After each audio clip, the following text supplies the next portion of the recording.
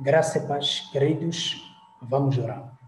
Senhor, obrigado pela oportunidade que nos dá para refletirmos sobre a primeira carta de João e segunda carta.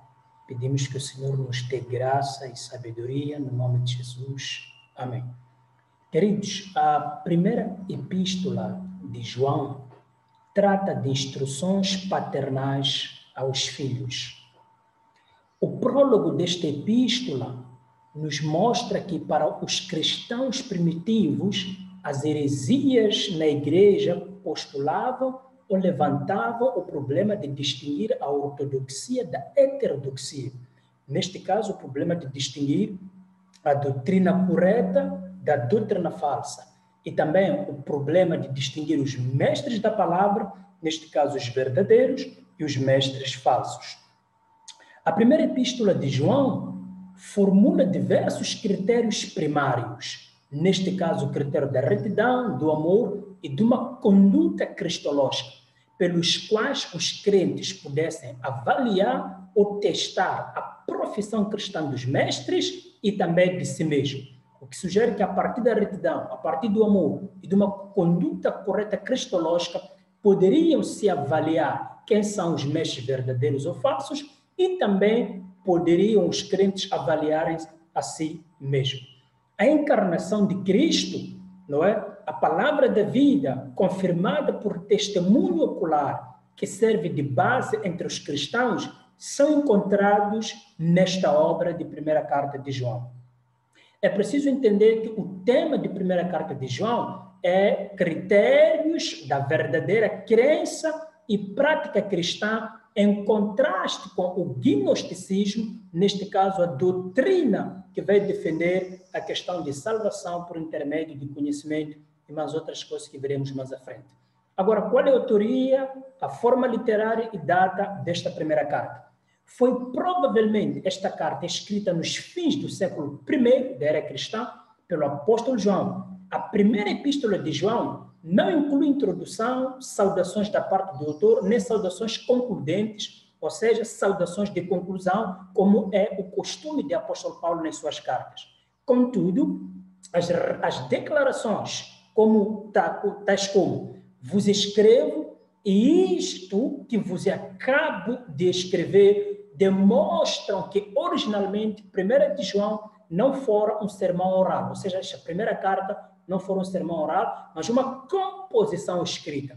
Talvez fosse um panfleto geral para o uso da igreja inteira, como provavelmente fora a carta de Éfeso, que Paulo escreveu para a igreja de Éfeso. Qual é a autoria, mais uma vez, a forma literária e agora quais são os destinatários?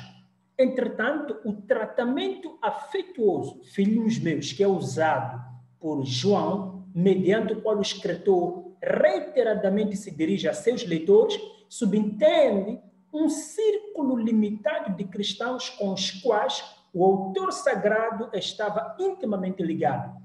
Mostra que estes filhos, este termo filhinhos meus, há uma intimidade que ele tinha com alguns cristãos limitados e um certo vínculo que eles tinham. De acordo com a tradição da igreja antiga, João viveu em Éfeso nos últimos anos de sua vida. Por conseguinte, 1 João, muito provavelmente, foi uma epístola geral escrita em estilo homilético para cristãos que ele conhecera na Ásia Menor, na área que circundava Éfeso. Então, a partir disto, nós podemos perceber sobre a forma literária, a autoria, os destinatários da obra.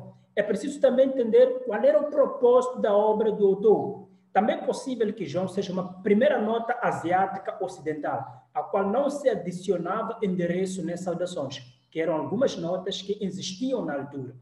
Agora, João, quanto ao propósito, ele assevera claramente qual é o seu propósito ao escrever esta carta, que é fortalecer aos seus leitores no conhecimento, na alegria e na certeza da fé cristã, em contraposição ao falso doutrinamento. Então, o fortalecimento dos leitores no conhecimento, na alegria e na certeza da fé cristã, seria base, fundamento para que eles se contraponham ao falso doutrinamento que era apresentado por falsos mestres. Vamos analisar um pouco sobre a polêmica antignóstica. A heresia gnóstica, sem dúvida, se desenvolvia no seio da cristandade no tempo em que João escreveu.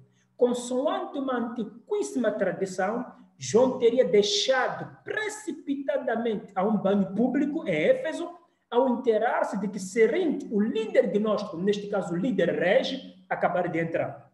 Fundamentando-se sobre a noção errônea de que a matéria é inerentemente má, Cerinto distinguia entre um corpo, entre um Cristo espírito divino e imaterial e um Jesus humano, dotado de corpo físico, asseverando que o Cristo espírito descera sobre o Jesus humano por ocasião do batismo e tendo-o abandonado por ocasião de crucificação. Claro, João vai escrever em resposta a Cerinto para poder refutar as doutrinas que Cerinto apresentava sobre a possibilidade de Cristo Espírito ou Cristo Deus ter abandonado Cristo depois do batismo.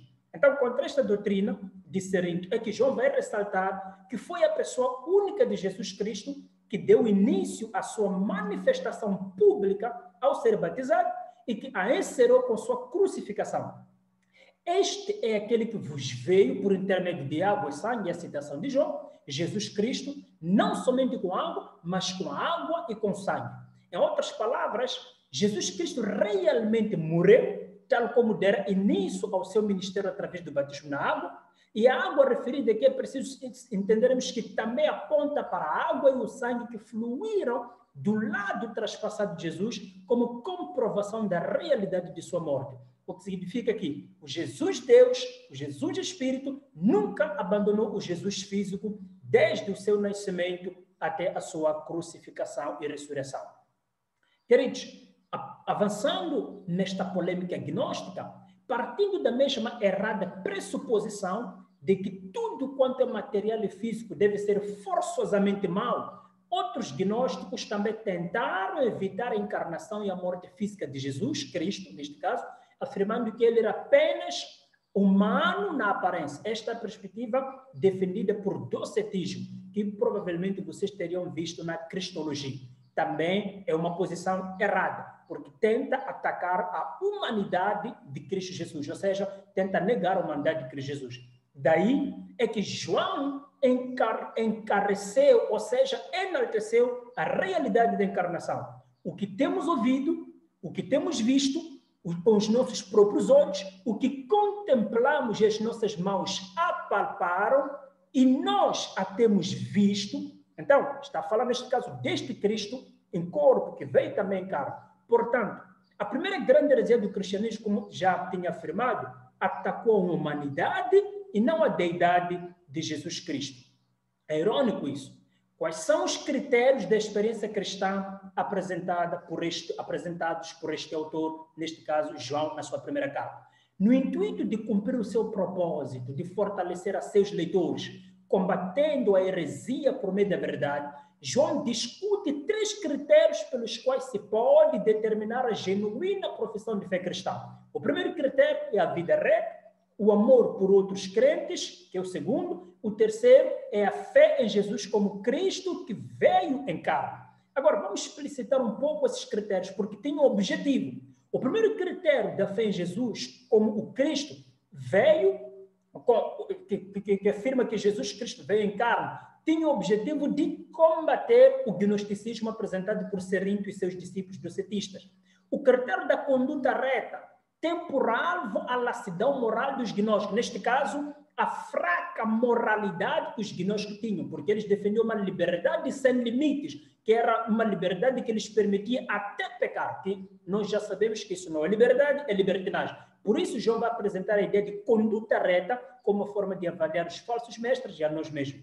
O critério do amor para com outros crentes, ao invés do exclusivismo altivo do gnosticismo. Ou seja, eles se orgulhavam, se jactanciavam diante dos outros irmãos e mostravam de forma clara que não tinham o amor. Após ter se declarado possuidor de conhecimento em primeira mão sobre a vida de Jesus, João insiste em que os verdadeiros crentes, apesar de não serem impecáveis, vivem retamente, amam-se mutuamente, ao invés de amar o mundo e confiam na verdade atinente ou concernente a Cristo Jesus. Esta é a postura, o estilo de verdadeiros crentes. Viverem retamente, amarem-se mutuamente, não amar o mundo e confiarem na verdade respeitante a Cristo. E mais, estes crentes rejeitam aos falsos mestres, aqui intitulados de anticristo, por serem os precursores do verdadeiro anticristo, o qual entrará no palco da história durante o período da tribulação, pouco antes do fim da presente dispensação. Isto vocês provavelmente viram na escatologia. Em seguida, João discorre novamente sobre os critérios que apresentaram. Estamos a falar que João vai enfatizar os seus critérios, como o caso da retidão, o amor, a verdade, o amor mais uma vez e a retidão mais uma vez. Depois aqui João vai tratar sobre a impecabilidade dos nascidos de Deus. No terceiro capítulo, a vigorosa linguagem acerca do fato que os crentes não vivem no pecado não pode denotar impecabilidade, segundo se verifica em confronto com 1 João 8, que diz: se dissermos que não temos pecado nenhum, a nós mesmos nos enganamos e a verdade não está em nós. Os verbos no tempo presente, no terceiro capítulo, no original grego, sem dúvida indicam que a conduta dos crentes autênticos, verdadeiros, genuínos, não é predominantemente pecaminosa, não é de vivência no pecado, de viverem no pecado, habitar, residir no pecado e se alegrar nisso. E talvez João também quisesse dar a entender que o crente não pode pecar como um crente. Quando ele peca, nega temporariamente a sua nova natureza. Isso não significa que ele tenha deixado de ser um crente, mas que ele deixou de agir como um crente que é. João também vai avançar que os gnósticos se jactavam ou jactanciavam de sua liberdade cristã, pela qual podiam praticar qualquer coisa que desejasse, incluindo a liberdade de pecar. Isto não era já liberdade, era libertinagem. O pecado para a morte, aqui também referido por João. A menção enigmática de certo pecado que produz a morte, um pecado que desmerece toda a oração intercessória, provavelmente alude à apostasia definitiva sobre o que somos advertidos na epístola aos Hebreus, que já vimos, e na qual vinham caindo os mestres gnósticos com o resultado de uma irrevogável condenação. Qual é o esboço sumário da primeira carta de João? O critério da conduta reta, o critério do mútuo amor cristão, o critério do Cristo manifestado em carne, o critério da conduta reta, que é enfatizado mais uma vez, o critério do mútuo amor cristão, mais uma vez em ênfase, o critério do Cristo manifesto em carne, manifestado em carne, mais uma vez uma ênfase, o critério do mútuo amor cristão, o critério da conduta reta. Todas essas colocações tinham o objetivo de combater as doutrinas gnósticas. Feito isto, terminamos a nossa primeira carta de João. Vamos orar.